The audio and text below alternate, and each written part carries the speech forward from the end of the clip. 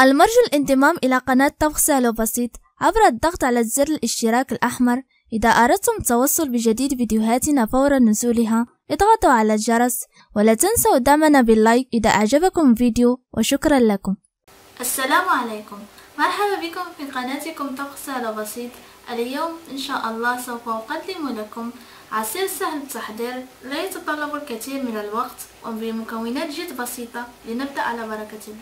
لدينا علبة من الياغورت بنكهة الخوخ، وزن علبة 110 جرام، والسكر يبقى حسب الذوق، و3 حبات من الجزر المبشور، ونصف لتر من الماء البارد، ونصف لتر من عصير البرتقال.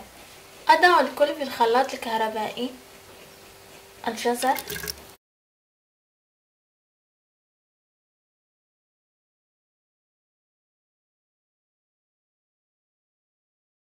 والياغورت بنكهة الخوخ،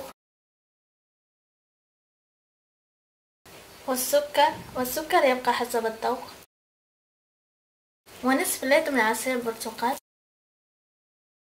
ونصف لتر من الماء. ثم أقوم بخلط جميع المكونات مع بعضها البعض.